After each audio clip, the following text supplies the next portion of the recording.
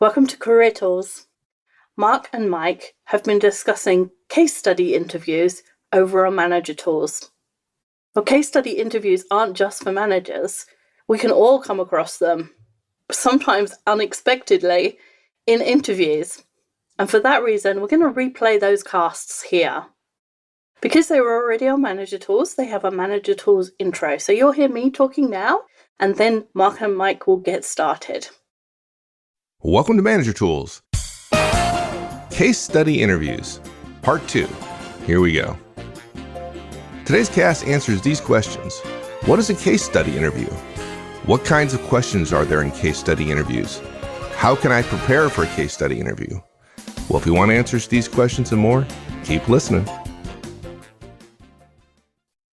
By registering for a free account on the Manager Tools website, you'll be officially joining the fold. We know you're out there. We have 2 million listens of our podcasts every month. Don't make this the only time we get to talk. If you want to hear more from us, more on how we can help you become a more effective manager and more productive professional, sign up now. More communication is better. So, a good start might sound like this, and we'll walk you through it. And note that this is done verbally with some calculations done maybe when you're pausing or while you're talking. So the two basic parameters I need to establish here are volume that can be filled and volume of the objects filling it. I'll have to estimate both, with probably more certainty around the golf ball. It's more than 1.5 inches, spreading one's fingers while you're about that far when you're speaking, but it's less than 2 inches. I'm going to roughly split the difference and round down to 1.6 inches in diameter, or 0.8 inches of radius. By the way, folks, because we know radius is needed and even-ended numerals are slightly easier to work with, right? We're choosing 1.6 to get to 0.8 rather than choosing 1.7. If we choose 1.7 as the estimate, now we have a dimension of radius of 0.85, which again gives us an extra decimal to work with. The volume of a single golf ball then is 4/3 times 3.14, estimation of pi. We don't recommend you do 3.1415, 4/3 times pi times 0.8 times 0.8. That's 2.7 cubic inches, okay? And by the way, you could, if you wanted, do 4/3 times 3 times 0.8 times 0.8. And the beauty of that one is the threes cancel out. And it's 0.8 times 0.8, which is 0.64. You should know 8 times 8 is 64, and you move the decimal. 0.64 times 4. That's pretty fast math. And by the way, if you chose to do that, they would have not a problem with it. For the other parameter, total volume, I'll assume the question derives in part from a cargo transportation problem, meaning I won't consider wing volume because if we're going to transport these things, requires the fuel to transport them to be stored in the wings. If I had to estimate wing volume for storing the balls, I don't know why. I couldn't be as precise as I'd like, but I could assume a rough estimate of a rectangular cross-test section times a length estimate. And further, I will use the entire space of the fuselage rather than roughly half of it. In other words, I will assume there is not a passenger compartment. I'll assume the fuselage is roughly a circle, which would make sense from the strength perspective. And folks, if you think about it, modern RJs, regional jets, they are a circle. It's a great architectural decision to do it. And the volume of that space is 1/2 the radius squared times pi times the length of the cylinder, whatever it is. That's the math for a cylinder. Again, even if you didn't know the math for a cylinder, you should be able to figure out the area of a circle. That would be expected knowledge times the length. So now we're doing the math, if you will, and following our assumptions for the fuselage. To estimate the radius, I'll consider the passenger cabin to be created by a line bisecting the total fuselage, again, which makes sense from a strength perspective, and also that follows from the perception of the shape of the fuselage inside the cabin. I know I've sat in many airplanes, and I've noticed that the side of the airplane around me starts to curve above me rather than it's still curving out because the passenger cabin is set so low that the window is far away from my shoulder because the body is curving out. If I assume coach seat arrangements, just picturing them in my head, in a row of across this is how I'm estimating the radius or the diameter of the circle that I'm assuming. If I assume a coach seat arrangement, I'm thinking it's usually 3 seats, and then there's an aisle, and then there are 4 seats, and then an aisle, and then 3 more seats. And by the way, folks, those 2 aisles were incredibly important historically in airline design. That's a total of 10 seats, 4 plus 3 plus 3, and 2 rows. Now, I'm a big guy, so the way I fit into a seat, I'm going to estimate coach seat widths to be 18 inches. This is my gut estimate, okay? Well, based on how wide my backside is. And to tell you the truth, I don't think that's an unreasonable estimate for the aisles, too, when I think about it. When I walk down the aisle, if I don't turn sideways, nobody can squeeze by me, which is generally true of me sitting in my seat. The diameter, then, of this plane is 12 times 18 inches, or 18 feet, right? 12 times 18. But probably it's smarter to keep my units the same. And frankly, folks, just between you and I don't like feet. I can do metrics, but I'm not as good at it as I could. And frankly, I also know that in the US, if this question were being asked in the US, the measurements I could easily get for these things would be in non-metric use. And I like keeping my units the same so I don't inadvertently get a unit mistake into my answer, which could be an order of magnitude. The difference between an inch and a foot is about an order of magnitude. So I'm going to say we've got 18 feet, 12 inches in a foot, 216 inches. Half of that is 108 inches. And I'm going to round that down to 100. I estimate a 747 fuselage to be roughly 250 feet. I do that because it seems about right. I would guess it's not quite an entire football field, which would be 300 feet. But on the other hand, when I think in my head, is it 200 feet, which is only about 60 yards, that doesn't seem enough. So I'm going to say it's 250 feet long. And I do that in part because I know I've done the math in my head as I'm talking. If I multiply 250 times 12, I get 3,000. Something that is 250 feet long is 3,000 inches. I love all those zeros. Okay. So now our estimated volume is 3.14 times 10,000, which is 100 squared, times 3,000. And I could make it even easier by getting rid of that 3.14, right?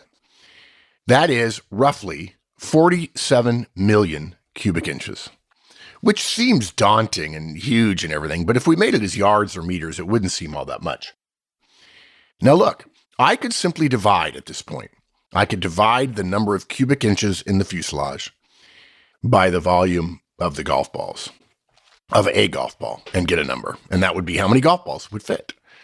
That would leave out what I sense is not an insignificant effect of the spherical golf balls, each taking up some space, but also the space between the balls.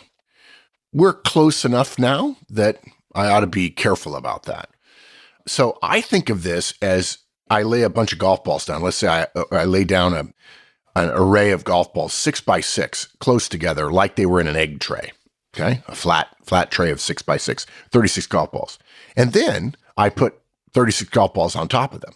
If I had them in a tray like a pool rack for 15 pool balls, what would happen is the balls would all shift. Generally, let's assume there's some non-randomness here. They would shift and sit in the spaces between the other balls. Right. We're going to shake the 747 before we call it. That's a great way to put it. Yeah.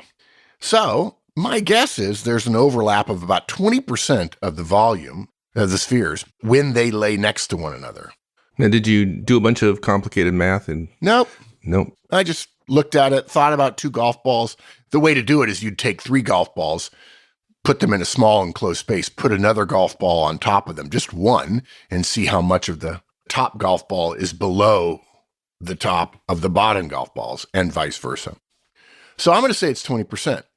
So if I discount the volume the balls take up by 20%, that means whatever simple gross volume divided by item volume, I'd have to multiply by 1.25 Don't say 1.2, it'd be 1.25, right? In result, with all those simplifying assumptions, in my head, I'm hopeful I've canceled out, I've rounded up and rounded down and so on. Is 47 million cubic inches divided by 2.7 cubic inches times 1.25, total golf balls, 21.7 million golf balls. But more importantly, relatively easy calculations, all done with a pencil and paper, and the process of estimation and simplifying assumptions explained clearly throughout. Did you check your math on this to see how close you got? Do you know what the actual answer is? I'll tell you two things about my experience writing that part of the cast. I chose one that I thought would be fun because a lot of people know I like golf. And I happen to I think aircrafts are really cool. And you fly a lot, so. Yeah. So it seemed good. Ping pong balls would have been the same, but it didn't have the joy for me. And you didn't account for the dimples, by the way. I just Yeah. want to say. Yeah, actually, you don't. If you think about it for a little bit, you don't have to.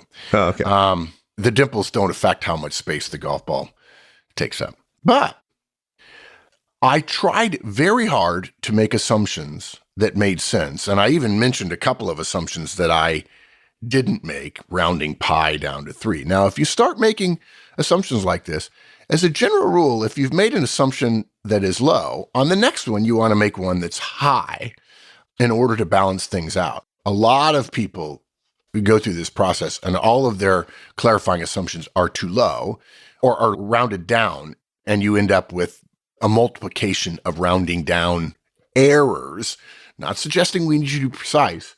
And in your process, that's seen as a bit of negative. I didn't actually think about that as I was going through because I didn't want people to think I was being persnickety throughout. I didn't check my math. I used a pencil and a piece of paper. Actually, in many cases, I did the math in my head, okay? And I have no idea whether any of the guesses that I made are really close, although golf ball is probably closest. I've spent a lot of time with a golf ball between my thumb and index finger. Now, look, guys, part of the reason I did this, I was about halfway through it. I said, oh, you know what? I need to check this. And I said, no, let's let the community check it. If you want to troubleshoot or sharpshoot the answer I did, and I have written here our answer, but it's not fair to Mike. Mike would probably be better at this than me. No, I'd absolutely take credit for what you just went through. Yeah. I thought it was pretty good. So if you want to troubleshoot my answer, our answer, send mail. We look forward to it. I feel lucky that when I said 250 feet and I did the math, it became 3,000 inches. I'm like, wow. To tell you the truth, if I had discovered that, let's say I said it was 240 feet, and so therefore the inches were 2950, I might have rounded up to 3,000 inches.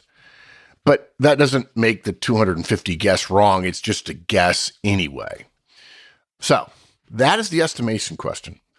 And I'm telling you guys, if you get asked this for most of the jobs that we would talk about day to day on Manager Tools, for the vast majority of people in America, if you get asked an estimation question, it's probably wasted. And you probably have an interviewer who's grandstanding.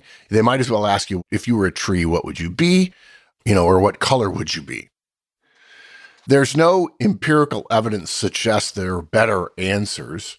Whereas in behavioral interviewing, we have a lot of data which suggests a person who masters a behavioral interview is much more likely to be effective, successful in the job you're hiring for, assuming you've done a good analysis of the behaviors that lead to success in the job. And I find them fun. And part of the reason I find them fun is when I first hear the question, how many barbershops are there in Atlanta? There's a little bit of, not panic, but fear, like, oh God, how do I know that? And I actually have learned through the process of estimation questions how you don't need to know that, but you do need to know various ways you could get to it. And by the way, there's a number of ways to get to it. You could start with the population of Atlanta and how often you estimate people get their haircut. You could do it by the number of licenses. You could do it by the distance between them and the geographical size of the city. There are all kinds of ways to get to that number. And if you feel a little bit of uncertainty when you get the question, that's okay. It's fine. But again, you make some assumptions. You keep track of your assumptions so they're not all rounded up or rounded down. And you follow the math. And you do it verbally. And the interviewer will give you credit for a reasonable, thoughtful process and not care too much about the number. Frankly, though, I am fairly certain that somebody at some time will put ping pong balls, not golf balls, they're too heavy, ping pong balls into a fuselage. I bet somebody at Boeing has done it, maybe not with the 747. And it's probably a much different number. Anybody who works for Boeing, that would be an awesome story to include at Manager Tools. Take pictures, please. Please take pictures. Feel free to expense the ping pong balls and then tell them it's just for your Manager Tools community. Okay. So that's one type of quantitative assessment. The other, less common quantitative assessment is called a quantitative test. It's typically a timed test with pencil and the printed test as your tools. And by the way, it's typically multiple choice to allow computer scoring, though not always. You get to use the blank spaces on the test paper for calculations and notes, but you don't get to bring in scratch paper. It's important to note here, guys, most of these tests' most significant parameters is time. If you have 30 questions and 60 minutes, that gives you 2 minutes per question. Now, because they're business questions, they're probably going to involve different units, order of magnitudes, percentages, growth and decline rates. They're typically a combination of some presentation of data, a chart, a spreadsheet excerpt, with word questions about the data presented. Did you remember in school where you hated word questions? Yeah, we're back to word questions now, which we'll talk more about. Consider a chart you've got in front of you with 7 columns listing only percentages of various components of revenues by region and product type. And here's the question. If you assume that all revenues from overseas will be taxed at lower rates and the overseas lower rates are listed, lower rates than the domestic market rate, which is listed, what increase in overseas revenue would match tax effects of a similar increase in the domestic market?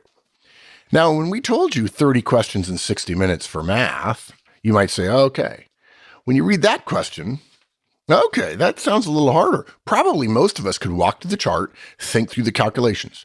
We could add up the various foreign market data, compare it to the domestic tax rate. But there may be 5 to 6 calculations involved, each with percentages. You'd probably do them slowly. I would. And then you double check your work because any error in math, even assuming you've done the correct interpretation of the figures that are presented, any error would lead to a wrong answer. This is not an estimation question. This is math. And that won't work. We have to do the problems quickly and without estimation, okay? What's more, some questions will be multiple choice, requiring us not only to get correct answers to our calculations, but then compare those answers to aggregations of some of the data sets. Which 3 markets increase based on the various tax rates would require the greatest change to be matched by domestic sales. Now we have to go back to the chart and 2 minutes have passed. Most of us might be able to finish a test like this, I think, without sharpening your computational skills in 2 hours and probably feel good, even though there were probably no differential equations to remember. But math skills and word problem interpretation skills and interpretation skills are only sharpened with practice. Even somebody current and sharp with math and word problem and data analysis skills would barely finish one of these tests in an hour. If you could finish it and get it all right in 2 hours, you would fail because you would only get 50% if you got them all right. And I think the standard is 70%. Although the standard is 70%, but if you get a 75, you're going to be interviewed differently than the gal who got 95. So you can see why taking one of these tests during your last year of business school, when you have been using such skills daily on similar problems, would be most people's most likely chance of success. Now, the best way to prepare for a quantitative test won't be found here at Manager Tools. Podcasts aren't the place for math and data analysis skill improvement, tip of the hat to Khan Academy, right? But if you want to do this, if you want to prepare, some firms share practice tests. McKinsey invented it. They're the 900-pound gorilla in the marketplace and in the interviewing marketplace. So go, take them. You won't know if you got a right answer, but you'll be able to hone in on what you'll need to do well. Practice computational skills. I have to tell you, caseinterview.com, from a guy who got an offer, Victor Chang, who got an offer from McKinsey and then went to work for them and later interviewed for them and has hundreds of case interviews under his belt. He wrote a great book about this called Case Interviews, The Secrets. There are others, but several business school graduates and consultants that we know have recommended caseinterview.com. And just signing up, you get more resources, more practice tests, and so on. Another thing you could do is to practice data and chart interpretation and word problem solving. I should have said this before, Mike. You could certainly practice estimation question problems. You could go gather 100 of them on the web and then practice doing them. And heck, we probably know somebody, if you wrote out your answer, would be willing to look at it and say, yeah, that's fine. That would be a good answer or not. Do you recommend that people practice for interviews? Only if the outcome is important. If the outcome's not important, no, don't practice. Okay. So there's a caveat. I mean, that eliminates a great number of people. Let me put it this way. If I were to go around telling people, I really recommend you practice for interviewing, I might as well be Cassandra. I mean, almost nobody practices. Amazing. I don't have to be the best guy for the job, because actually that's unknowable. I have to be the most prepared guy. And the great thing about being most prepared is I don't have to do very much. I really don't. I found out later that's why I did well when I interviewed, because I was more prepared. There you go. And the people I know that think of interviewing, no problem, I got that. There are two groups of people who say, no problem, I got that. The group of people who are just think they're going to skate through, and they're either bluffing or they think that their charm and abilities will get them through. Or the other group, the group who prepares, who don't worry about this, don't worry about it, because, why worry if you've kept your powder dry? Hey guys, if you have to do something like this, if you expect questions like this, go practice. I mean, I'd be doing hundreds of them, I swear, because otherwise I'd be awful. So you could go out and practice data and chart interpretation and word problem solving. I got to tell you, I mentioned this before. I don't know why word problems are so disliked when they're taught in elementary and secondary schools. People say, oh my God, it's word problems. Oh, I hate this stuff. Okay, discussions, words, are often, almost entirely, not just often, but virtually every time, words are often how math problems are presented in real life. How many widgets do we need to sell to get a fixed cost ratio of less than 12% of total sales? It's a fairly straightforward calculation. If you've never been to business school, you never went to business class in undergraduate, and you don't know that, don't worry about it. That's not hard. It's not like your boss or the finance person is going to hand you the equation already written down like math tests do. The point of word problems is you have to create your own equation before you solve it. And I guess people don't like them because it's the combination of the equation creation and the solution. And hypothetically, you could solve your own equation correctly, but have written the equation down wrong. But your life in business is going to be a set of word problems. In fact, Mike and I, we do this all the time.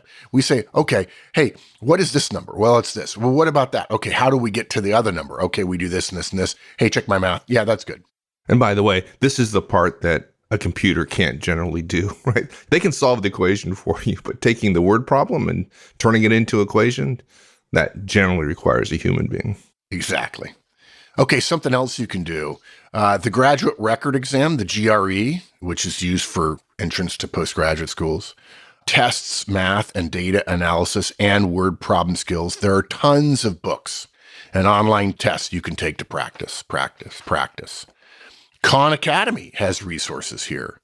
And Kaplan in the US, the exam preparation company, and I'm pretty sure they're in Europe as well. And they're online as well. You can buy them online and take them. And guys, even full-time business school students, having spent much of their time with these skills, fail these tests. If you're experiencing estimation questions, legitimate estimation questions, because that would be a part of your job, or a quantitative test, your success is going to be the function of rigorous preparation. And by the way, looking at an estimation question and saying, well, I do this and this and this, and then I would do, and I think, and I do the math, I get this. You will fail in the interview if that's the way you do it. As we tell people in our interview series, one of the most popular products we have, it's amazing to me that there are 50 or 60 podcasts in it. It's only $150, I think. And one of the things we tell you is you actually have to record your answers. You can't just say them in your head. When you say them in your head, you assume all the words, but the recruiter's not going to hear anything but your words, and he's certainly, or she's not going to feel or hear your thoughts or your feelings. So you actually have to practice. We tell people, walk around with your phone, and in the beginning, just answer, tell me about yourself until you're totally comfortable with it. Believe me, you will not be able to sound rehearsed as if you're reading a script in a natural interview. It won't happen. You have my word. On the other hand, when you start getting to behavioral questions, practice until the structure is so comfortable and clear in your mind that it almost doesn't matter the words you use, because the structure will be a result of your answer. The recruiter will feel your structure, and it will help even more if you give some metadata to the interviewer around your answer. It's all practice. And, what was it? I think I read something. Somebody was talking about Kobe Bryant, the LA Laker guy who's had such an incredible career. And they were a teammate of his. The guy heard of Kobe's legendary work ethic. And so one morning he showed up at the gym. I think practice started at 9. And the guy showed up at 6, and Kobe was already there. I think he was in the ice bath at the time or something like that. He says, God, I want to impress this guy. I want to be a key part of this team. I'm going to have a work ethic. I've always had a work ethic, but Kobe's famous. So he comes in at 5. Kobe's there. Finally, he comes in at 4:30, and Kobe's there. And he's like, do you know I'm going to keep coming early? He says, no, been here at 4 every morning. And you end up one of the 10 highest scorers of all time in the NBA. That's what it takes. And there are enough resources out there that can get you started. And then you'll have to pay for some. But if you're interviewing for a consulting job, for a strategic job, for a financial job, for a banking job, where these kinds of questions are used, absolutely necessary that you be comfortable with your process and the verbalization of your process. And that finishes with the quantitative part. And we have situational case assessments to do. So let's not do that today. Let's do that on the next cast.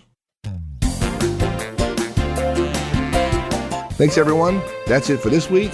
We'll continue on this topic next week. In the meantime, have a great one. So long.